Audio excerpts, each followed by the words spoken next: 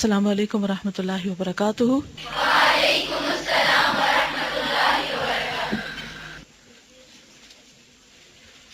نحمده ونصلی علی رسولہ الکریم، اما بعد فاعوذ باللہ من الشیطان الرجیم، بسم اللہ الرحمن الرحیم۔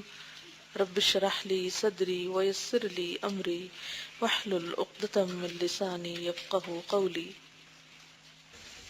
کیسا گزرا آپ کا ویکینڈ؟ الحمدللہ۔ کوئی خاص کام کیا ہوا آپ نے؟ جی آپ انہوں نے ویکینڈ پر جب یہ گھر گئی تو اپنے گھر والوں سے، امی سے، دوا شافی میں سے جو باتیں ان کو یاد آئیں وہ انہوں نے شیئر کی۔ ایک ہوتا ہے زبانی کوئی بات یاد آ جائے اور وہ انسان کسی کو بتا دے کوئی بھی سچویشن پیش آنے پر۔ کیا اس کے علاوہ بھی کوئی طریقہ ہو سکتا ہے؟ وہ کیا؟ جی آپ جو بات اچھی لگے اسے لکھ کر ایسی جگہ پر اپنے لیے بھی انسان لگا لے اور دوسروں کے لیے بھی، جہاں زیادہ سے زیادہ نظر پڑے اور پھر یاد آتا رہے اور عمل ہوتا رہے۔ اور کیا طریقہ ہو سکتا ہے؟ گڈ۔ جو لیسن یہاں پڑھا تھا انہوں نے گھر جا کر سب کے ساتھ بیٹھ کر اس کو پڑھا۔ یہ ایک بہت اچھا طریقہ ہو سکتا ہے۔ کتاب آپ لوگوں کے پاس ہے؟ جب کسی سے بات کریں تو محض اپنے حافظے کی بنیاد پر نہ کریں، وہ بھی اچھا ہے جب ہر وقت تو آپ نہیں پڑھ سکتے، لیکن ویکینڈ پر خاص طور پر کوشش کریں کہ اس کا کوئی حصہ، بھلے ایک پیراگراف ہی کیوں نہ صحیح، اس کو کسی کے ساتھ مل کر ریڈ کر کے پھر اس پر ڈسکشن کریں۔ اس کا کیا فائدہ ہوگا؟ اس طریقے سے کیا فائدہ ہو سکتا ہے؟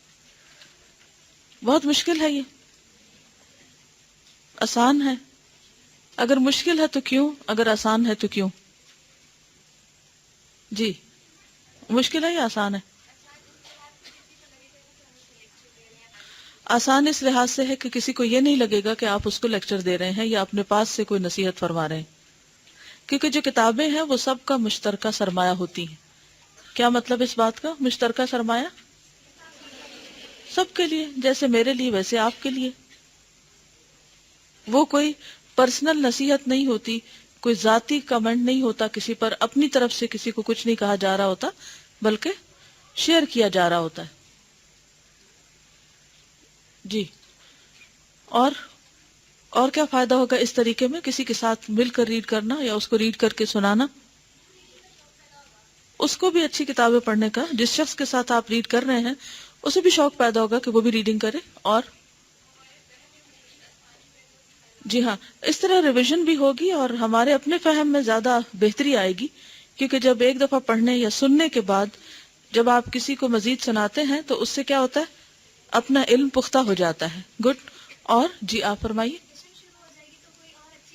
جی ہاں جب ایک اچھی گفتگو شروع ہوگی، ڈسکشن شروع ہوگی، تو اس میں اس ریفرنس سے اور بھی جو اچھی باتیں ہیں اس ٹاپک یا عنوان سے متعلق وہ بھی ساتھ سننے کو یا جاننے کو ملیں گی۔ جی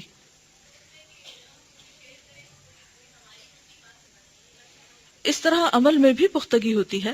جب ہم کسی کو کوئی چیز سنا رہے ہوتے ہیں تو وہ صرف اس کے لیے نہیں ہوتی بلکہ اپنے لیے اس سے پہلے ہوتی، اور بعض اوقات صرف سنتے ہوئے اپنی باتیں یاد نہیں آتی، جب ہم کسی کو بتا رہے ہوتے ہیں تو اپنی باتیں یا اپنی کوتاہیاں یا خامیاں زیادہ نظر آنے لگتی۔ جی آپ فرمائیے۔ جی ہاں جب کسی اسکالر کی لکھی ہوئی بات کو آپ کسی تک پہنچاتے ہیں تو اس میں کچھ اور تاثیر ہوتی ہے بنسبت اس کے کہ اپنے ٹوٹے پھوٹے ادھورے اور ایسے جملے کے جو دوسرے کو سمجھ بھی نہ آئے پوری طرح وہ بولنے سے۔ جی شاباش۔ ایسا کرنے سے پڑھنے پڑھانے کا گھر میں ایک انوائرمنٹ پیدا ہوگا، یعنی گھر میں ایک ماحول آپ پیدا کر سکیں گے۔ لیکن اگر گھر میں ماحول ہے ہی نہیں اور کوئی سننے کو تیار ہی نہیں اور کوئی اس میں دلچسپی نہ لے اور کوئی کتاب آپ کی بند کر دے اور کوئی آپ کے منہ پہ ہاتھ رکھ دے، پھر کیا کریں گے؟ پھر کیا کریں گے؟ جی کسی اچھے موقع کا انتظار کریں گے، اور اگر وہ موقع نہ آیا تو پر امید ہے آپ اس میں یہ کہ موقع پیدا کریں گے، تجسس پیدا کریں گے، ماحول بنائیں گے۔ دیکھیے کہیں بھی ماحول بنا بنایا نہیں ملتا، ماحول بنانا پڑتا ہے. کس طرح بنانا پڑتا ہے ماحول؟ کیسے بنایا جاتا ہے؟ جی آپ.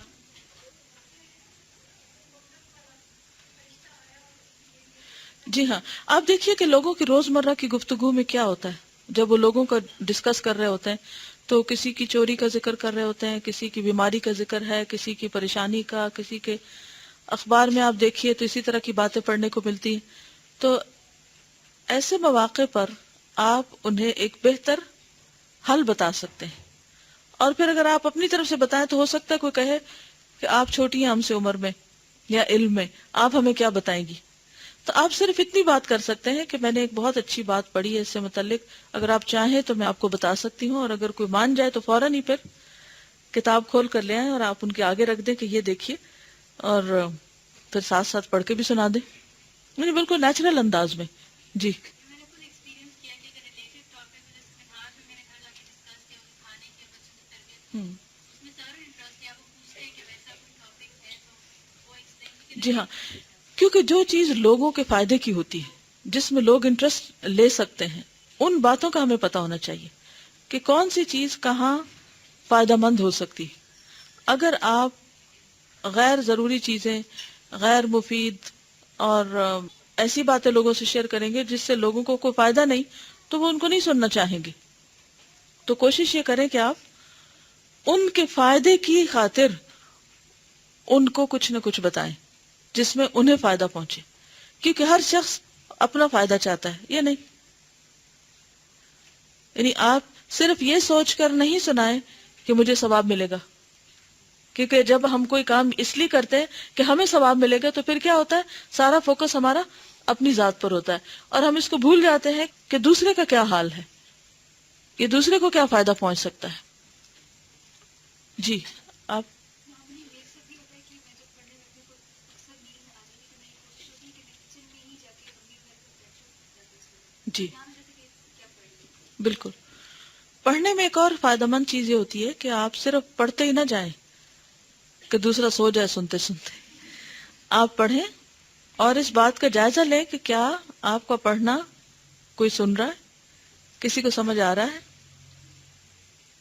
کیونکہ اگر کوئی سن ہی نہیں رہا تو پھر آپ کے پڑھنے کا تو فائدہ ہی کچھ نہیں، مقصد ہی فوت ہو گیا. جی آپ. شاباش. اس طرح پڑھنے سے آپ کو کانفیڈنس بھی ملے گا. اگر آج آپ گھر والوں کو سنانے کے قابل ہو گئے، گھر والوں کے ساتھ شیئر کر سکے، تو کل آپ باہر والوں کے ساتھ بھی کر سکتے ہیں. ایک اور چیز یہ بھی ہے کہ اگر آپ کچھ پڑھ کے سنا رہے ہیں تو سارے کا سارا ہی لفظ لفظ پڑھیں. آپ یہ بھی کر سکتے ہیں کہ آپ ایک اہم چیز پڑھیں. مثلا آپ پہلے سے اپنے آپ کو پریپیئر کر سکتے ہیں کہ اچھا مجھے آج گھر میں مثلا سنانا ہے، یہ چیزیں میرے گھر والوں کو زیادہ فائدہ دیں گی. آپ ان کو ہائی لائٹ کر لیں اور پھر جب آپ سنائیں تو صرف وہ چیدہ سلیکٹڈ پورشن سنائیں. کیونکہ بعض بحثیں ایسی ہیں، مثلا گرامیٹیکل انالیسس بیچ میں آ جاتے ہیں، تو پھر وہ باتیں گھر والوں کو بالکل ہی سمجھ نہیں آئیں گی. تو پھر جب انہیں سمجھ نہیں آئے گی تو فوراً انٹرسٹ لوز کر دیں گے، اور ایک دفعہ انٹرسٹ لوز کر دیا تو دوبارہ اس کو بحال کرنا بے حد مشکل ہو جائے گا. جی آپ فرمائیے. جی ہاں، اکثر ایسا ہوتا ہے کہ جن کو ہم بات بتاتے ہیں وہ ہم سے زیادہ بہتر سننے والے، بہتر سمجھنے والے، بہتر عمل کرنے والے ہوتے ہیں. جی جی ہاں، ہماری ریڈنگ سکلز بھی پالش ہوں گی اس طرح، کیونکہ ریڈنگ جو ہے وہ صرف ایک دفعہ ریڈ کرنے سے نہیں آتی، وہ کرتے رہنے سے بہتر ہوتی، اور کرتے کرتے کرتے آپ بہت فلوئنٹ ہو جائیں گے. کچھ دن پہلے مجھے ٹیلی ویژن پر کسی شخص کو کچھ ریڈ کرتے ہوئے سننے کا اتفاق ہوا، اور کوئی 10-15 منٹ تک وہ شخص مسلسل، جتنی دیر میں نے نوٹس کیا، وہ کچھ ریڈ کر رہا تھا. اس میں وہ ایک دفعہ بھی نہ رکا، نہ اٹکا، نہ ہی وہ کہیں جھجکا، اور وہ ریڈ کرتا چلا گیا. شاید کوئی بل تھا جو وہ کانگریس میں پیش کر رہا تھا یا کچھ اسی طرح کی چیز تھی، کیونکہ مجھے کانٹینٹ میں دلچسپی نہیں تھی اس لیے میں نے غور نہیں کیا. لیکن میرے توجہ کس پہ تھی؟ پریزنٹیشن پہ، کہ وہ پریزنٹ کیسے کر رہا ہے. تو میں اس وقت یہ سوچ رہی تھی کہ یہ شخص آج پہلی دفعہ یہاں نہیں کھڑا ہوا، بلکہ یہاں تک پہنچنے میں اس کو ٹائم لگا ہے. یعنی ہم شاید قرآن بھی اتنی فلوئنسی کے ساتھ نہیں پڑھتے جتنی فلوئنسی کے ساتھ وہ شخص اس کانٹینٹ کو پڑھ رہا تھا. تو میں یہ سوچ رہی تھی کہ اس کے پیچھے کیا چیز سب سے اہم ہے، کس چیز نے اسے اس قابل بنایا؟ Practice. Practice makes man perfect. اگر آپ صرف اتنا کریں گے نا کہ میں نے جو ریڈ کیا ہے وہ آپ سن کے آرام فرمائیں، تو آپ کبھی کل اس کو پڑھ کے کسی کو سکھانے کے قابل نہیں ہوں گے. اس لیے بہت اچھا ہوگا اگر آپ روز نہیں تو کم از کم ویکینڈ پر اس کتاب کو آؤٹ لاؤڈ پڑھیے، یعنی اونچا پڑھیے، بول بول کر سنا کر پڑھیے. اگر کوئی بھی نہ سننے والا ہو پھر آپ کیا کریں گے؟ بہانہ کہ کوئی سننے والا تھا ہی نہیں، اس لیے ہم نے پڑھا ہی نہیں. کیا کر سکتے ہیں؟ کس کو سنا سکتے ہیں؟ آپ کے پاس 2 کان ہیں سننے والے، ان کو سنا دیجئے. اس کا فائدہ اگر آج نہیں تو کل آپ کو ضرور ہوگا کہ آپ کو ریڈنگ کی پریکٹس ہو جائے گی، اور کہیں پر کسی مجلس میں کچھ بھی پڑھ کے سنانے میں آپ کو دقت نہیں ہوگی، نہ گھبراہٹ ہوگی، کیونکہ زبان چالو ہو چکی ہوگی. کیونکہ اس میں بھی کوآرڈینیشن چاہیے ہوتی ہے نا، کہ نگاہوں میں اور زبان میں اور پھر کانوں میں، کہ آپ دیکھ رہے ہیں اور پھر صحیح اس کو پڑھ رہے ہیں، اور پھر پڑھ کر آپ اتنے والیوم میں پڑھ رہے ہیں، اس انداز سے پڑھ رہے ہیں کہ دوسرا سن کے سمجھ پائے بات کو. اور یہ چیز بھی پریکٹس سے آتی ہے. بہت سے لوگ دل میں بڑے بڑے عزائم رکھتے ہیں کہ ہمارا دل چاہتا ہے ہم بہت درس دیں، تعلیم دیں، لوگوں کو سکھائیں، ہم اللہ کا پیغام جگہ جگہ پہنچا دیں. بہت باتیں کرتے ہیں نا، لیکن جب عمل کی باری آتی ہے تو وہ اس قابل نہیں ہوتے، وہ کر نہیں پاتے. نتیجہ کیا ہوتا ہے کہ وہ تھوڑے دنوں کے بعد وہ جو جذبے کی چنگاری ہوتی ہے وہ بھی بجھ جاتی ہے. کیوں؟ اس لیے کہ اس کو جلائے رکھنے کے لیے فیول نہیں تھا، وہ ماحول نہیں تھا. آپ نے دیکھا ہوگا کہ جب لکڑیاں جلاتے ہیں، پتہ نہیں کبھی غور سے آپ نے دیکھا ہی نہیں، تو مسلسل ان کی راکھ جھاڑنی پڑتی ہے. کبھی کسی نے جلتی لکڑیاں دیکھی؟ تو جو لوگ چولہے پر، لکڑیوں کے چولہے پر کچھ پکاتے ہیں، آپ نے دیکھا ہوگا کہ ہر تھوڑی دیر کے بعد وہ لکڑیوں کو ایسے جھٹک کے ایک دوسرے سے ٹکرا کے ان کی راکھ اور چھوٹے چھوٹے کوئلے جھاڑ کے پھر آگے کرتے، پھر شعلہ اٹھ جاتا ہے. یہ کیوں کرنا پڑتا ہے؟ کیونکہ جو وہ گرد یا راکھ جمی ہے اس پر، اس کی وجہ سے جو آکسیجن ہے وہ وہاں تک نہیں پہنچ رہی. تو جب اس کو ہٹایا جاتا ہے، تازہ ہوا اس کو ملتی ہے، تو پھر وہ دوبارہ سے بھڑک اٹھتی. تو بالکل اسی طرح انسان کے اندر بھی جو جذبے ہوتے ہیں، جو ارادے ہوتے ہیں، جو نیتیں ہوتی ہیں، ان کے اوپر بھی اسی طرح گرد پڑتی رہتی ہے، راکھ پڑتی رہتی. کیونکہ اگر چنگاری کو صرف سلگنے کے لیے چھوڑ دیا جائے تو پھر کیا ہوگی؟ ٹھنڈی ہو جائے گی، بجھ جائے گی. بہت سے لوگ اپنے جذبوں کو صرف سلگنے کے لیے چھوڑ دیتے ہیں کہ ہمارے اندر ایک کسک ہے، ایک تڑپ ہے، ایک شوق ہے. اور خاص طور پر جب کورس اینڈ ہو رہا ہوتا ہے، بڑے بڑے منصوبے ہوتے ہیں، بڑے بڑے پلان ہوتے ہیں، اور یوں لگتا ہے کہ جیسے بس راہ تو ملے، پھر دیکھیں کہ کر کیا دیتے ہیں. اور پھر کیا ہوتا ہے؟ کچھ دن کے بعد ٹھنڈے ہو جاتے ہیں، کیونکہ اس چنگاری کو کوئی ہلانے والا نہیں تھا اور کوئی پھونک مارنے والا نہیں تھا کہ وہ شعلہ بن کے اوروں تک اس کی گرمائش پہنچتی. تو اس کے لیے بے حد ضروری ہے کہ انسان علم کے ساتھ، علم والوں کے ساتھ، علم کی مجلسوں کے ساتھ اپنا واسطہ اور تعلق برقرار رکھے، تاکہ یہ جذبے بجھنے نہ پائیں. اور یہ اسی وقت ہوگا کہ جب آپ سیکھنے کے بعد دوسروں کو بھی سکھائیں گے، لینے کے بعد اوروں کو بھی دیں گے. اور دینے کے لیے کیا ضروری ہوتا ہے؟ ہر وقت صبر. بس صبر ہے، ٹھنڈے ہو کے بیٹھ جاؤ، آرام سے کچھ نہ کرو. بھئی صبر تو زندگی میں ہر چیز کے ساتھ چاہیے. میں کرنے کا طریقہ پوچھ رہی ہوں، کیا چاہیے ہوتا ہے؟ سکلز چاہیے. کام صرف کرنے سے آتا ہے، صرف پڑھنے سے کچھ نہیں آتا. کس سے آتا؟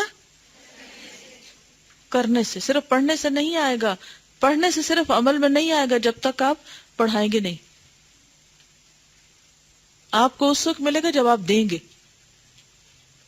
اور دینے میں سب سے بڑی رکاوٹ کیا ہوتی ہے؟ کیا ہوتی ہے؟ علم کی کمی. علم کی کمی کا علاج کیا ہے؟ پڑھنا، اور اسی پڑھے ہوئے کو آگے ریڈ کر کے کم از کم سنانے کے قابل ہونا. مثلا کوئی شخص آپ کو کہتا ہے کہ آپ آج شام آئیے ہمارے پاس بیٹھیے اور ہمیں کچھ اچھی اچھی باتیں بتائیے، اور آپ کے دل پہ اسی وقت گھبراہٹ طاری ہو جاتی ہے، اور آپ جب وہاں پہنچے تو سخت سردی میں بھی پسینے چھوٹنے لگتے ہیں. کیوں؟ کیونکہ حافظے میں کوئی چیز ہے ہی نہیں، اور یہ تو خیال ہی نہیں آیا کہ کتابیں رکھی ہوئی ہیں، انہی میں سے کچھ پڑھ کے سنا دیتے ہیں.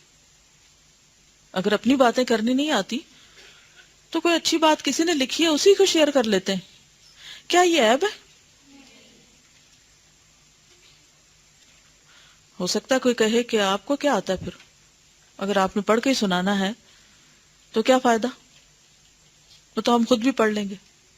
کئی لوگ یہ عذر کریں گے نا، کیا بس ریڈنگ کر کے سنا دی، ہم خود بھی کر سکتے تھے. کیا واقعی لوگ کر سکتے ہیں؟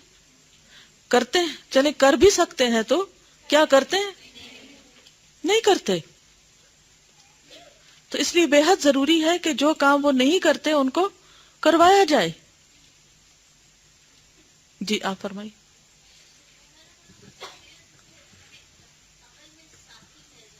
گڈ. جب ہم دوسروں کو کچھ بتاتے ہیں، جیسے گھر والوں کو بھی کچھ بتاتے ہیں، تو ہمیں عمل میں ساتھی مل جاتے ہیں. وہ ان کو سمجھ آنے لگتی ہے کہ ہم یہ کر کیوں رہے ہیں. مثلا آپ خوب رو کے دعا کر رہے تھے کہ اتنے میں کوئی اندر داخل ہو گیا کمرے میں، آپ کی امی نے دیکھ لیا آپ کو، ان کا حال کیا ہوگا؟ پریشان ہوں گی نا. کیا کہیں گی؟ ان کے دل میں کیا وسوسے آئیں گے؟ کیا ہوا ہے؟ اور ان کو بھی غم لگ جائے گا. اب اگر ایک دن پہلے آپ نے ان کو بتایا ہوتا کہ توبہ استغفار کا اصل طریقہ کیا ہے، کہ انسان رو رو کے اللہ سے گناہوں کی معافی مانگے، تو وہ دیکھ کر خوش ہو جائیں گی کہ میری بیٹی نے جو کچھ مجھے بتایا تھا وہ کر بھی رہی ہے. تو یہ فرق ہو گیا نا گھر والوں کے ساتھ علم شیئر کرنے کا اور نہ کرنے کا. جی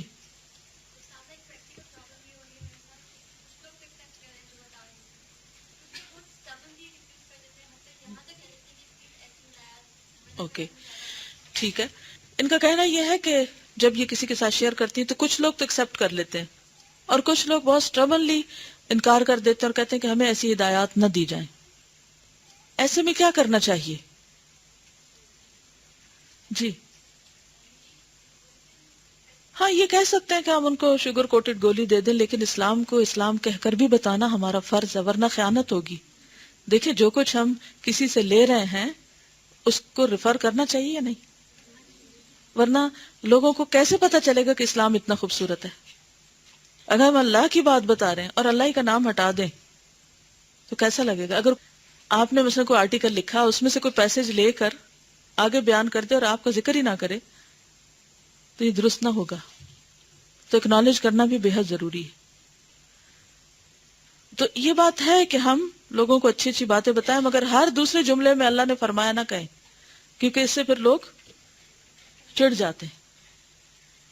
لیکن آپ اپنی ٹاک کے شروع میں یا اینڈ میں یا کہیں پر بھی ذکر ضرور کریں کہ جو کچھ میں نے سیکھا ہے وہ کہاں سے سیکھا. یا یوسف علیہ السلام نے جب ان سے خوابوں کی تعبیر پوچھی گئی تو انہوں نے کیا کہا کہ یہ علم مجھے کہاں سے ملا ہے؟ آج یاد ہے کسی کو؟ مما علمنی ربی، یہ اس میں سے جو میرے رب نے مجھے علم دیا ہے، یہ میرے رب نے سکھایا. اس میں یہ ہے کہ آپ کی جو مشکل ہے اس میں اگر میں ہوتی تو ایسا کرتی کہ جو لوگ سن رہے ہیں ان کو تو سناتی، اور جو لوگ نہیں سن رہے ان کا انتظار کرتی حتیٰ کہ وہ سننے کے قابل ہو جائے. ٹھیک ہے؟ تو جو سن رہے ہیں، جو سننا چاہتے ہیں، جو لینا چاہتے ہیں، انہی سے شروع کر دیجئے. اس سے کیا ہوگا؟ اس سے آپ کو سنانے کی، بتانے کی ایک اچھی پریکٹس ہو جائے گی، اور آپ خود تجربہ کر لیں گی کہ کس انداز میں کتنا کیسے کیا بتایا جائے کہ لوگ سن لیں، کیونکہ طبیعتیں مختلف ہوتی ہیں نا، ہر ایک پہ ایک ہی طریقہ لاگو نہیں ہو سکتا، ہر ایک طریقے سے نہیں سیکھ سکتا. چلیے تو پھر یاد رہے گا، کیا یاد رہے گا؟ نمبر 1، جو پڑھا ہے اس کو خود دوبارہ پڑھنے کی کوشش کرنا.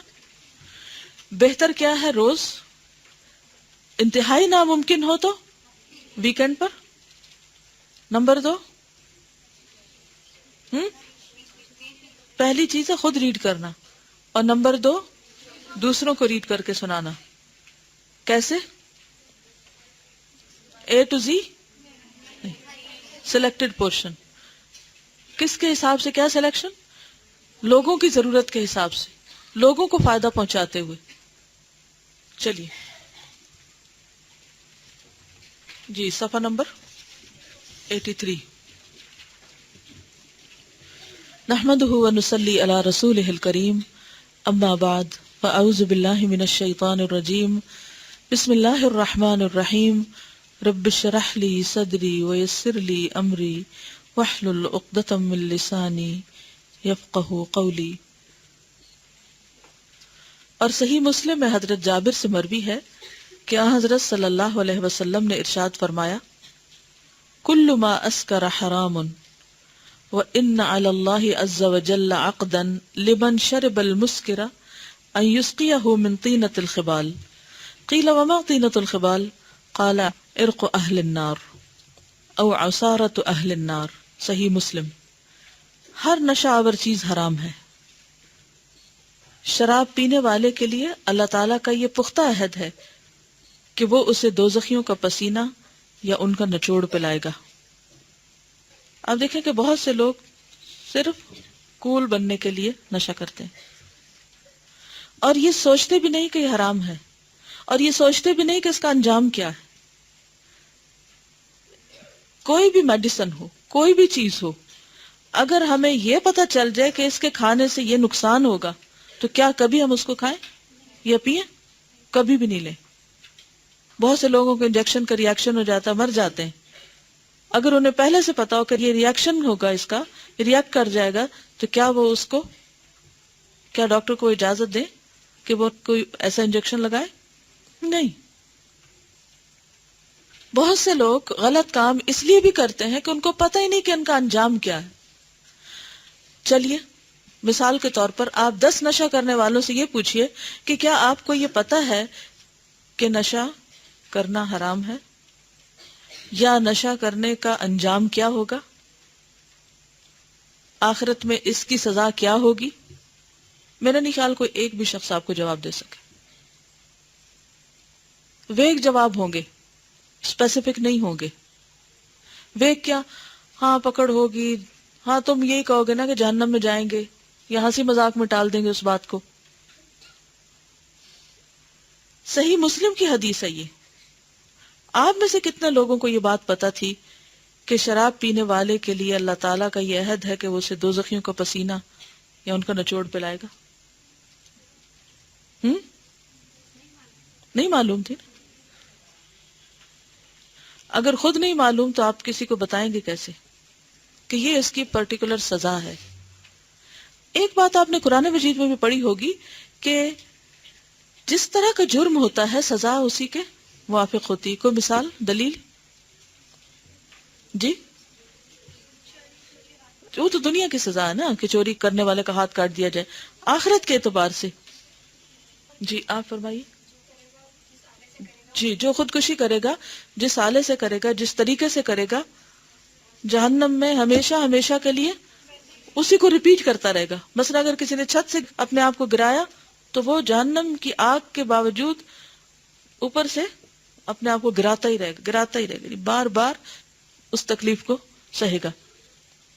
اسی طرح اور بھی بہت سی جو جہنم کی سزائیں ہیں وہ اعمال کے موافق ہیں. جزاء سیئۃ سیئۃ بمثلھا، برائی کا بدلہ برائی اسی جیسی ویسی ہی. تو شراب بھی چونکہ نچوڑی جاتی ہے تو پسینہ بھی کیا ہے؟ جسم کا نچوڑ. دنیا میں کوئی بھی شخص ایسی کوئی چیز پینا نہیں چاہے گا. تو ان چیزوں کی اتنی وضاحت سے اس لیے بھی ان کا ذکر آیا ہے تاکہ لوگوں کے اندر ایک کراہت پیدا ہو، ان کے اندر خوف پیدا ہو. کیونکہ ایک انسانی نفسیات ہے کہ خوف ایسی چیز ہوتی ہے کہ جس کی وجہ سے انسان بہت سی پسندیدہ چیزوں کو بھی چھوڑ دیتا ہے اور بہت سے ناپسندیدہ کام جو ہیں ان سے باز آ جاتا ہے. یعنی ڈر کی نفسیات سب سے شدید نفسیات ہے. ڈر سب سے بڑا فیکٹر ہوتا ہے کسی بھی کام کو کرانے یا چھڑانے کے لیے. حضرت ابو ذر سے مروی ہے کہ حضرت صلی اللہ علیہ وسلم نے ارشاد فرمایا، انی ارا ما لا ترون واسمع ما لا تسمعون، اطت السماء وحق لها ان تئط ما فيها موضع 4 اصابع الا وعليه ملك يسبح الله ساجدا لو تعلمون ما اعلم لضحكتم قليلا ولبكيتم كثيرا وما تلذذتم بالنساء على الفروش ولخرجتم الى السعدات تجأرون الى الله تعالى. ترمذی کتاب الزہد. نبی صلی اللہ علیہ وسلم نے فرمایا، جو میں دیکھتا ہوں تم نہیں دیکھتے، جو میں سنتا ہوں تم نہیں سنتے. آسمان فرشتوں کے بوجھ سے کراہ رہا ہے، چرچرا رہا ہے. جیسے اگر 2-3 لوگ اکٹھے کسی بیڈ پہ بیٹھ جائیں یا چارپائی پہ بیٹھ جائیں تو کیا ہوتا ہے؟ اس میں جو چرچراہٹ ہوتی ہے. اسی سے آپ اس بات کو سمجھیے کہ آسمان فرشتوں کے بوجھ سے چرچرا رہا ہے. حالانکہ آسمان بہت بڑی جگہ ہے، بہت مضبوط چیز ہے، لیکن اس کے باوجود وہ کراہ رہا ہے، اور اس کا کراہنا حق بجانب ہے. اسے حق ہے کہ کرائے، اسے کراہنا چاہیے. کیوں؟ کوئی 4 انگل جگہ ایسی نہیں ہے جہاں فرشتے سجدے میں گر کر اللہ کی تسبیح اور تقدیس نہ کرتے ہوں. یعنی 4 انگلی جگہ بھی خالی نہیں ہے آسمان پر جہاں فرشتے گر کر سجدے میں پڑھ کے اللہ کی تسبیح نہ کر رہے ہوں. جن ممالک میں لکڑی کی چھتیں ہوتی ہیں نا، تو اگر گھر والوں کے علاوہ کوئی 10-12 لوگ اور آ جائیں تو فرش بول اٹھتے ہیں. مجھے یاد ہے کہ ایک مرتبہ کسی کا جنازہ تھا اور بہت سے لوگ آ گئے گھر میں. تو ایک خاتون تھی، ان کا جنازہ تھا. تو ہوا یہ کہ جیسے بیڈ روم میں لوگ فوت ہو جاتے ہیں تو اوپر کی منزل تھی، تو وہ جب لوگ زیادہ اندر گئے تو چھت گر گئی. یہاں تو پکی چھتیں ہوتی ہیں نا، بعض ملکوں میں لکڑی کی چھتیں ہوتی ہیں، سب نیچے. لیکن آسمان کو تو اللہ تعالیٰ نے تھاما ہوا ہے. اور پھر آپ دیکھیے کہ کھڑے ہونے کا بھی ایک وزن ہوتا ہے، لیکن جب آپ بیٹھتے ہیں تو اور طرح کا وزن ہوتا ہے، اور جب آپ سجدے میں جاتے ہیں تو آپ کا پورا دباؤ ایک طرح سے نیچے پڑتا ہے نا. لوگوں، جو میں جانتا ہوں اگر تم جان لو تو ہنسنا چھوڑ دو اور زار و قطار روتے ہی رہو. عورتوں کے ساتھ بستروں پر لذت اندوز ہونا ترک کر دو اور گھروں سے باہر نکل کر راستوں اور میدانوں میں بھاگتے پھرو اور اللہ تعالیٰ ہی کی طرف جھک پڑو. یعنی اگر تمہیں یہ پتہ چل جائے کہ آگے ہونے والا کیا ہے تو تمہیں دنیا کی لذتوں سے رغبت نہ رہے. یہ اللہ تعالیٰ کی ایک رحمت ہے کہ اس نے یہ چیزیں ہم سے چھپا دی ہیں. ہمیں خبر دی ہے لیکن ہمیں دکھایا نہیں، تاکہ دنیا میں ہم اللہ سے ڈرتے ہوئے رہ لیں اور ان جائز نعمتوں سے فائدہ اٹھاتے رہیں. لیکن یہ نعمتیں اس نے اس لیے نہیں دی کہ ہم ان میں اس طرح کھو جائیں کہ اللہ کی یاد ہی بھول جائے. مسند احمد میں حضرت حذیفہ سے مروی ہے کہ ہم حضرت صلی اللہ علیہ وسلم کے ہمراہ ایک جنازے میں شریک تھے.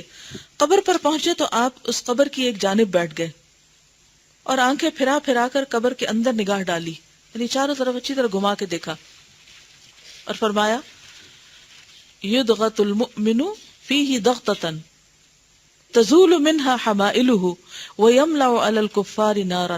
مسند احمد. اس کی سند ضعیف ہے لیکن معنی دوسری جگہ بھی ملتا ہے. مومن کو قبر میں بھیجا جاتا ہے جس سے اس کے سینے کی ہڈیاں ادھر سے ادھر ہو جاتی ہیں اور کافر کی قبر آگ سے بھر دی جاتی ہے. ایک اور روایت سے ہمیں پتہ چلتا ہے کہ قبر ہر ایک کو دباتی ہے، یعنی ہر ایک کو پریس کرتی، اور جس کو زیادہ کرتی ہے تو آپ صلی اللہ علیہ وسلم نے اپنے ہاتھوں کی انگلیاں ایک دوسرے کے اندر گھسا کے بتایا کہ اس طرح وہ پسلیاں ایک دوسرے کے اندر چلی جاتی ہیں، یعنی اتنا زیادہ بھیجتی. حضرت جابر سے مروی ہے، وہ کہتے ہیں کہ حضرت سعد بن معاذ کا انتقال ہوا تو ہم حضرت صلی اللہ علیہ وسلم کے ہمراہ جنازے میں شریک ہوئے۔ حضرت صلی اللہ علیہ وسلم نے نماز جنازہ پڑھ لی، انہیں قبر میں اتارا گیا اور قبر برابر کر دی گئی، تو آپ دیر تک سبحان اللہ پڑھتے رہے۔ آپ کے ساتھ ہم بھی یہی پڑھتے رہے، پھر آپ نے اللہ اکبر کہنا شروع کر دیا، ہم بھی آپ کے ساتھ یہی کہتے رہے۔ بعد میں حضرت صلی اللہ علیہ وسلم سے دریافت کیا گیا کہ آپ نے پہلے سبحان اللہ پڑھا پھر اللہ اکبر پڑھا، کیا وجہ ہے؟ آپ نے فرمایا لقد تضايق على هذا العبد الصالح قبره حتى فرج اللہ عنہ۔ اللہ کے اس نیک بندے پر، عبد الصالح ہے، انہوں نے نیک کا ترجمہ نہیں نیچے کیا ہوا اس لیے میں اپنے پاس سے ایڈ کر رہی ہوں۔ اللہ کے اس نیک بندے پر قبر تنگ ہو گئی تھی، بعد میں اللہ تعالیٰ نے اس کو فراخ کر دیا۔ لیکن کتنے لوگ ہیں جنہیں یہ پتا ہو اور جب مردے کو قبر میں دفن کیا جاتا ہو تو ان کا دھیان پیچھے ہو کہ اس وقت مردے کے ساتھ کیا ہو رہا ہے۔ بہت سے لوگ کیا کرتے ہیں، اس وقت جب جنازہ اٹھتا ہے تو بعد میں کھانے کی صفیں بچ جاتی ہیں، کھانا پینا، بات چیت، میل ملاقات، ادھر ادھر کے قصے کہانیاں، اور یہ جا وہ جا۔ مرنے والا تنہا اب اپنی قبر میں پڑا ہوا ہے اور پیچھے والے ایک دوسرے کے پاس بیٹھ کے، ایک دوسرے کو گلے لگا کے، ایک دوسرے سے باتیں کر کے اپنا غم غلط کر رہے ہیں۔ اور یہ سب کے ساتھ ہوتا ہے، کیونکہ لوگوں کو اندازہ ہی نہیں کہ جانے والا اب کس حال میں ہے۔ جس کو جتنا پتا ہوتا ہے وہ اتنا ہی زیادہ فکر مند اور غمگین ہوتا ہے، اور اس وقت جانے والے کے لیے دعا کرتا ہے۔ جیسے نبی صلی اللہ علیہ وسلم مردے کو دفن کرنے کے بعد خود بھی دعا کرتے، صحابہ کو بھی کہتے کہ تم دعا کرو کیونکہ اللہ کے اس بندے پر اب حساب ہو رہا ہے۔ صحیح بخاری میں حضرت ابو سعید رضی اللہ عنہ سے مروی ہے، وہ کہتے ہیں حضرت صلی اللہ علیہ وسلم نے ارشاد فرمایا کہ جب مردے کو جنازے میں رکھ کر لوگ کندھوں پر اٹھا کر چلنے لگتے ہیں تو اگر مردہ صالح اور نیک ہے تو کہتا ہے مجھے جلد سے جلد لے چلو، یعنی مجھے اپنے قبر میں جانا ہے، اور اگر صالح اور نیک نہیں ہے تو کہتا ہے افسوس، تم لوگ مجھے کہاں لے جا رہے ہو؟ اور اس کی یہ آواز انسانوں کے علاوہ ہر چیز سنتی ہے، اگر انسان اسے سن لیں تو ہیبت اور دہشت کے مارے بے ہوش ہو کر گر پڑے۔ یہ روایت کہاں ہے؟ صحیح بخاری میں۔ یعنی جو لوگ کافر ہیں یا مشرک ہیں یا فاسق ہیں یا منافق ہیں یا اللہ کے نافرمان ہیں، جب انہیں دفن کرنے کے لیے لے جایا جاتا ہے تو وہ ایک طرح سے چیختے چلاتے ہیں، لیکن یہ آواز انسانوں کے علاوہ ہر چیز سن رہی ہوتی ہے۔ اللہ تعالیٰ نے اپنی رحمت کے ساتھ انسانوں کو نہیں سنوایا، ورنہ ہم میں سے ہر شخص پاگل ہو چکا ہوتا ہے ایسی آوازیں سن سن کر۔ کیونکہ آپ نے دیکھا ہوگا کہ جو لوگ کبھی کسی حادثے کو دیکھ لیں یا کسی پریشان کن منظر کو، تو کتنے عرصے بعد تک وہ ایک شوق کی سی کیفیت میں ہوتے ہیں، یعنی وہ غم اور پریشانی سے نکل نہیں پاتے۔ اور کہاں یہ کہ قبر کی کوئی چیخیں اور آوازیں سن لے اور وہ فریادیں سن لے، پھر کون آرام سے رہ سکتا ہے؟ یعنی فتنۃ القبر جو ہے اس سے ایک طرح سے سبھی گزرتے ہیں الا ماشاء اللہ، یعنی زمین بتاتی ہے کہ ہاں اب تم میرے پاس واپس آ گئے ہو، یعنی اس کو دبوچتی ہے زمین۔ مومن کے لیے یہ دبانا ایسا بھی ہو سکتا ہے جیسے ماں بچے کو گلے لگاتی، اور کافر کے لیے وہ ایک مصیبت کا دبانا ہو سکتا ہے۔ مسند احمد میں حضرت ابو امامہ سے مروی ہے کہ حضرت صلی اللہ علیہ وسلم نے فرمایا قیامت کے دن سورج 1 میل قریب ہو جائے گا، اس کی گرمی اس قدر زیادہ ہوگی کہ اس سے لوگوں کے دماغ اس طرح کھولنے لگیں گے جس طرح چولہے پر ہنڈیاں کھولتی ہے، اور لوگ اپنے اپنے گناہوں کے مطابق پسینے میں غرق ہوں گے، کوئی گھٹنوں تک، کوئی پنڈلیوں تک، اور کچھ ایسے ہوں گے جو کمر تک ڈوبے ہوں گے، اور کچھ ایسے بھی ہوں گے جو منہ تک ڈوبے ہوئے ہوں گے۔ اسی مسند میں حضرت ابن عباس سے مروی ہے کہ حضرت صلی اللہ علیہ وسلم نے ارشاد فرمایا قولوا حسبنا اللہ ونعم الوکیل علی اللہ توکلنا، مسند احمد، لوگوں تم یہ پڑھا کرو اللہ تعالیٰ ہمارے لیے کافی ہے اور وہ اچھا وکیل ہے، اور ہم اللہ تعالیٰ ہی پر بھروسہ رکھتے ہیں۔ حضرت ابن عمر سے مروی ہے کہ حضرت صلی اللہ علیہ وسلم نے ارشاد فرمایا من تعظم فی نفسہ او اختال فی مشیتہ لقی اللہ وہو علیہ غضبان، جو شخص اپنے آپ کو بڑا سمجھے گا یا فخر اور غرور سے چلے گا تو قیامت کے دن وہ اللہ تعالیٰ کے حضور میں اس طرح آئے گا کہ وہ اس پر سخت غضبناک ہوگا، کیونکہ تکبر انسانوں کو زیبی نہیں دیتا، بڑائی صرف اللہ کی ذات کے لیے۔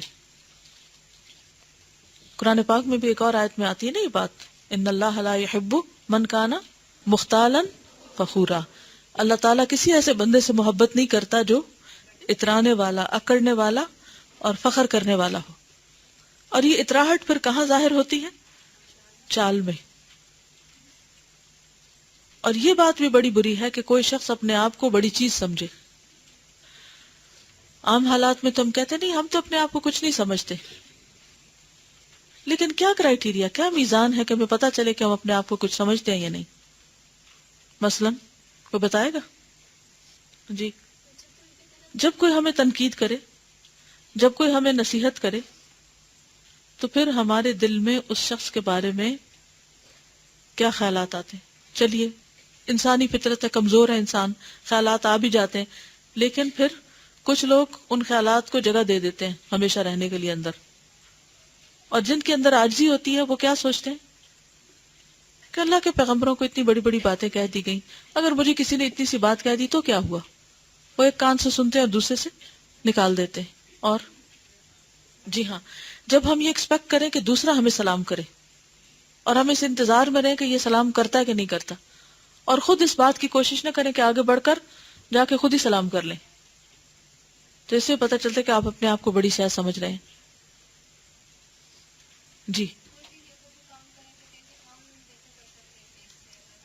جب کوئی کام کرے تو اس کی تعریف نہ کرے انسان اور کہے ہم تو اس سے بھی اچھا کر سکتے، اس نے کیا کیا؟ اور کیا علامتیں ہوتی ہیں؟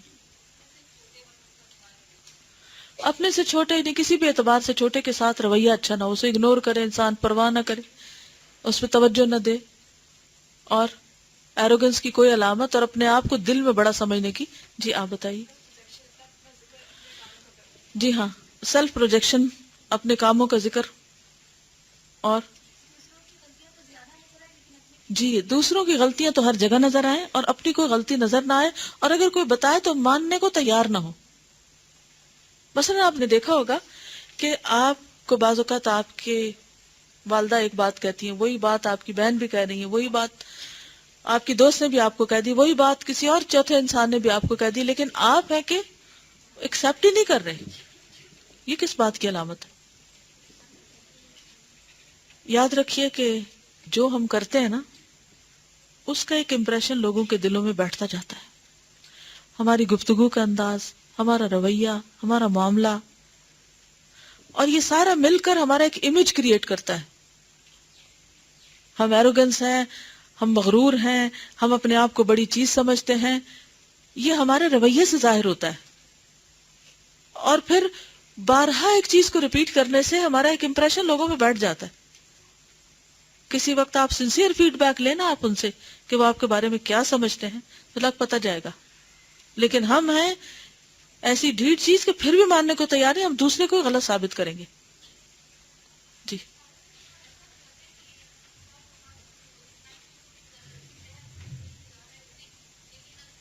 دیکھیں، کسی کے کہنے سے تو بات نہیں ہوتی، وہ ایک ہوتا ہے حقیقی معنوں میں کسی کی فیڈ بیک، اور ایک ہوتی ہے صرف اپنے اوپر سے بلا اتارنے کے لیے دوسرے کو لیٹ ڈاؤن کرنا۔ ان دو میں فرق ہوتا ہے، ٹھیک ہے نا؟ ان کے دل مان رہے ہوتے ہیں، کیونکہ اللہ تعالیٰ صرف زبانوں کو تھوڑی دیکھے گا، وہ تو دلوں کو بھی دیکھے گا نا، کہ ان کا دل کیا گواہی دے رہا تھا۔ مثلاً آپ نے کسی کو ایک اچھی بات بتائی، بات بہت اچھی تھی اور اس کے دل کو بھی اچھی لگی، لیکن اس کا جو تکبر تھا اس نے اسے اس بات کو ماننے نہ دیا، اور زبان سے وہ آپ کے خلاف بولنے لگا۔ کیا اللہ تعالیٰ صرف زبان کی بات لے لیں گے؟ وہ دل کی بھی دیکھیں گے کہ دل میں کیا تھا اس کے۔ تو ایسی باتوں کی فکر نہیں کریں۔ جی آپ فرمائیے۔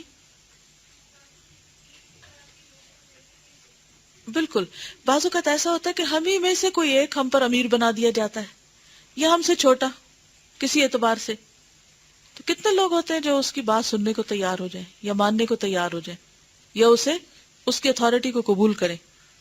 اور یہ اس وقت مسلمانوں کا بہت بڑا مسئلہ ہے۔ ہم میں ڈسپلن نہ ہونے کی ایک بہت بڑی وجہ یہ کہ ہم کسی کی بات ماننا ہی نہیں چاہتے، ہم سب کو اپنے سے چھوٹا سمجھتے ہیں۔ جی ہاں، بعض اوقات یہ ہے کہ کہتے نہیں بھی لیکن آنکھوں سے ایسی لکس دیتے ہیں کہ دوسرے کو حقیر کر دیتے ہیں. اس سے بھی پرہیز کرنا چاہیے، کیونکہ یہ جو ایروگینس ہے نا اور خود کو بڑی چیز سمجھنا، یہ بہت ہی نقصان دہ چیز ہے، اور یہ بڑی مشکل سے نکلتی ہے انسان کے اندر سے. تو مختلف مواقع پر اپنا جائزہ لیا کریں کہ لوگوں کی نصیحت کا آپ کے اوپر کیا اثر ہوتا ہے، تنقید کا کیا اثر ہوتا ہے، لوگوں کے رویے کے جواب میں آپ کیا رویہ اختیار کرتے ہیں. کیونکہ اکثر لوگ کیا کہتے ہیں، اس نے میرے ساتھ ایسا کیا، میں اب اس کو مزہ چکھا کے چھوڑوں گی. تو من تعظم فی نفسہ او اختال فی مشیتہ لقی اللہ وہو علیہ غضبان. صحیحین میں مروی ہے کہ حضرت صلی اللہ علیہ وسلم نے ارشاد فرمایا، ان المصورین یعذبون یوم القیامہ ویقال لهم احیوا ما خلقتم. صحیح بخاری. قیامت کے دن تصویریں بنانے والوں کو عذاب دیا جائے گا اور انہیں کہا جائے گا جو تم نے بنائی ہیں ان میں جان ڈالو. ہاتھ کی ڈرائنگز ہیں خاص طور پر. اس میں آپ دیکھیے کہ ایک چیز آپ نے نوٹ کی کہ یہ بالکل ڈیفرنٹ قسم کی احادیث لا رہے ہیں، ایک ٹاپک نہیں ہے. کیا وجہ ہے؟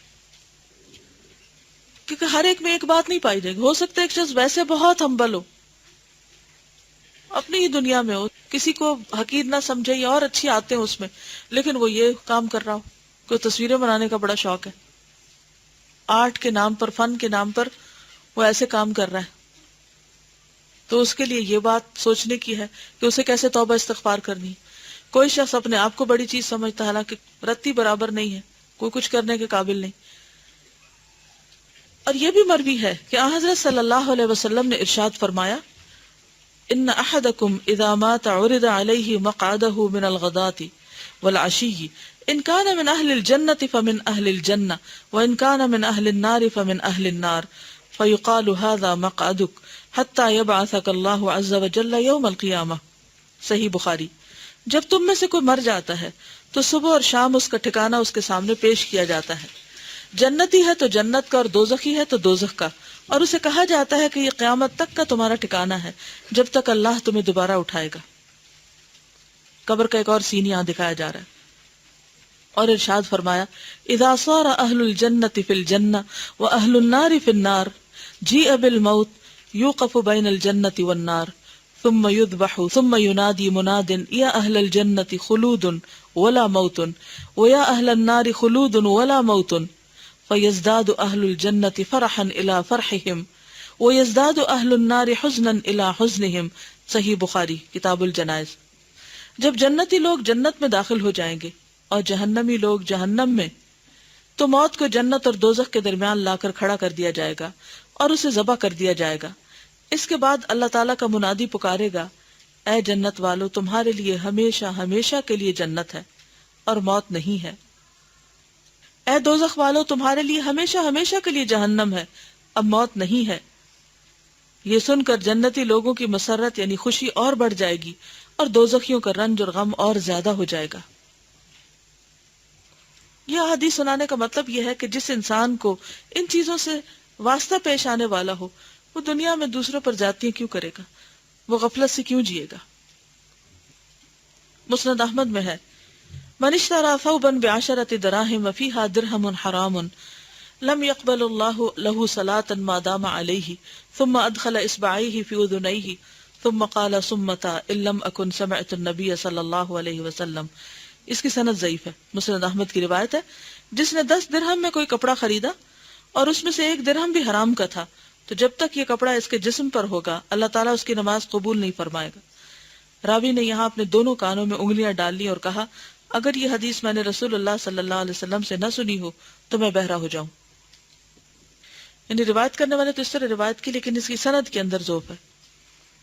اسی مسند میں حضرت عبداللہ بن عمر سے مروی ہے کہ حضرت صلی اللہ علیہ وسلم نے فرمایا، من ترک الصلاۃ سکرا مرۃ واحدۃ فکأنما کانت لہ الدنیا وما علیہا فصلبہا ومن ترک الصلاۃ سکرا 4 مرات کان حقا علی اللہ ان یسقیہ من طینۃ القبال. جس نے نشہ پی کر ایک وقت کی نماز ترک کر دی، نشہ پی کے ایک وقت کی نماز چھوڑ دی، تو گویا دنیا و ما فیہا سب اسی کی ملکیت تھی جو اس سے چھین لی گئی، یعنی اس کا اتنا بڑا نقصان ہوا، گویا کوئی شخص ایک پلاٹ، ایک گھر، ایک پلازا، ایک سٹی، ایک کنٹری نہیں، بلکہ دنیا اور جو کچھ دنیا کے اندر ہے، گویا وہ سب کچھ اس کا تھا، لیکن نماز قضا کر کے اس نے اتنا بڑا اپنا نقصان کر لیا، اتنا بڑا اجر ضائع کر دیا۔ دیکھیں اگر کسی کا گھر گر جائے تو آپ کیا کہیں گے اس کو؟ ہاں، کوئی دکھ ہوگا، غم ہوگا آپ کو؟ کسی کا ہی سنے۔ اور اگر کسی کا اپنا گرے تو اس کے دکھ اور غم کا کیا حال ہوگا؟ جی کچھ نہیں، سو رہے ہیں، پھر بولے نا بہت زیادہ دکھ ہوگا، بولتے کیوں نہیں؟ یا تو بہت کھوئے ہوئے ہیں، یا پھر یہ کہ اب ڈر گئے ہیں۔ ڈرنے ہی کی بات ہے۔ ایک اور حدیث سے پتہ چلتا ہے کہ جس کی عصر کی نماز گئی اس کا گویا گھر اور گھر والے سب تباہ و برباد ہو گئے، اور صحیح حدیث ہے وہ۔ اور یہاں خاص طور پر نشہ پی کر، کیونکہ ایک وقت تھا نا جب لوگوں کو نشے کی حالت میں نماز سے دور رہنے کے لیے کہا گیا، تو اب کوئی کہے کہ اچھا کون سا مجھے شراب سے منع کیا گیا، تو ٹھیک ہے میں نشہ کر لیتا ہوں، اور کیونکہ اس وقت ابھی شراب پہ پابندی نہیں لگی تھی، اور اگر نماز نکل گئی تو میں تو ہوش میں نہیں تھا، مجھے تو کوئی فرق نہیں پڑتا۔ لیکن اگر کسی کی نیت یہی ہے کہ نماز اس کے نزدیک کوئی اہمیت نہیں رکھتی، تو پھر اس کی پوچھ ہوگی، پکڑ ہوگی۔ اور جس نے نشے کی وجہ سے 4 وقت کی نماز ترک کر دی تو اللہ تعالیٰ پر یہ حق ہوگا کہ وہ اسے دوزخیوں کا نچوڑا ہوا اسارہ پلائے۔ حضرت ابن عمر سے مروی ہے کہ حضرت صلی اللہ علیہ وسلم نے فرمایا، من شرب الخمر شربة لم تقبل له صلاة 40 صباحا فإن تاب تاب الله عليه فلا أدري في الثالثة أو الرابعة قال فإن عاد كان حقا على الله أن يسقيه من ردقة الخبال يوم القيامة۔ مسند احمد۔ جس نے ایک گھونٹ شراب پی تو 40 دن تک اس کی نماز قبول نہ ہوگی، وہ اگر توبہ کرے گا تو اللہ تعالیٰ اس کی توبہ قبول فرمائے گا۔ راوی کہتے ہیں تیسری مرتبہ یا چوتھی مرتبہ آپ نے فرمایا اگر اس نے پھر یہ گناہ کیا تو اللہ تعالیٰ پر یہ حق ہوگا کہ وہ اسے دوزخیوں کا نچوڑا ہوا خون اور پیپ پلائے۔ حضرت ابو موسیٰ سے مروی ہے کہ حضرت صلی اللہ علیہ وسلم کا ارشاد ہے، من مات مدمنا للخمر سقاہ اللہ من نہر الغوطہ قیل وما نہر الغوطہ قال نہر یجری من فروج المومسات یؤذی اہل النار ریح فروجہن۔ یہ سند اس کی ضعیف ہے۔ مسند احمد۔ جو شخص شراب کی مداومت کرتے ہوئے مر گیا تو اللہ تعالیٰ اسے نہر غوطہ سے پانی پلائے گا۔ کسی نے پوچھا نہر غوطہ کیا ہے؟ آپ نے فرمایا یہ نہر بدکار عورتوں کی شرمگاہ سے نکلی ہے، یہ ایسی خراب ہے کہ خود دوزخی لوگوں کو بھی اس سے سخت تکلیف ہوگی۔ اور اسی مسند میں ہے کہ حضرت صلی اللہ علیہ وسلم نے فرمایا، اور یہ حدیث بھی ضعیف ہے، یعرض الناس یوم القیامۃ 3 عرضات فاما عرضتان فجدال ومعاذیر واما الثالثة فعند ذلك تطیر الصحف في الايدی فآخذ بیمینہ وآخذ بشمالہ۔ مسند احمد۔ قیامت کے دن 3 مرتبہ لوگوں کی پیشی ہوگی، 2 پیشیوں میں حجت اور معذرت ہوگی، تیسری پیشی پر اعمال نامے اڑ اڑ کر لوگوں کے ہاتھوں میں چلے جائیں گے، کوئی دائیں ہاتھ میں لے گا اور کوئی بائیں ہاتھ میں۔ حضرت ابن مسعود سے مروی ہے کہ حضرت صلی اللہ علیہ وسلم نے ارشاد فرمایا، ایاکم ومحقرات الذنوب فإنہن یجتمعن علی الرجل حتی یہلکنہ۔ مسند احمد۔ چھوٹے چھوٹے گناہوں سے بھی تم اپنے آپ کو بچاؤ، کیونکہ جب چھوٹے چھوٹے گناہ زیادہ ہو جاتے ہیں تو انسان کو ہلاک کر دیتے ہیں۔ کیا ہے چھوٹے چھوٹے گناہ؟ مثلا کبیرہ گناہوں کی لسٹ تو آپ نے پڑھ لی، صغیرہ کون سے ہوتے ہیں؟ چھوٹے چھوٹے کیا ہیں؟ غیبت چھوٹا ہے، غیبت کبیرہ گناہ ہے، جھوٹ کبیرہ گناہ ہے، جی وقت ضائع کرنا یہ صغیرہ ہے، جی امانت نہ لوٹانا جو منافق کی نشانی، جی برا گمان کرنا، اجتنبوا کثیرا من الظن فإن بعض الظن اسم، صغیرہ۔ کبیرہ گناہ کی آپ کو ڈیفینیشن پتہ ہے نا؟ جس پر تحدید ہو، جی چلیے اس پر مزید سوچئے کل تک، صغیرہ گناہ کون سے ہیں۔ بات یہ ہے کہ ہم کو پتہ ہی نہیں تو ہم نے بچنا کیا ہے، کیونکہ ہم تو مطمئن ہیں کہ ہم تو کوئی غلط کام کرتے ہی نہیں۔ اس کے بعد آپ نے اس کی مثال پیش فرمائی کہ جب لوگ کسی صحرا میں منزل کرتے ہیں، اترتے ہیں اور کھانا پکانے کا وقت آتا ہے، جیسے پکنک وغیرہ، کوئی لکڑی لے آتا ہے، کونٹ کی مینگنی آتا کہ ڈھیر لگ جاتا ہے، پھر آگ جلائی جاتی ہے اور جو کچھ اس میں ڈالتا ہے سب جل جاتا ہے۔ تو اسی طرح صغیرہ گناہ بھی جلانے کے لیے ڈھیر بننے کو کافی ہے. آخر دعوانا ان الحمد للہ رب العالمین. سبحانک اللہم و بحمدک نشہد ان لا الہ الا انت نستغفرک و نتوب الیک. السلام علیکم و رحمۃ اللہ وبرکاتہ.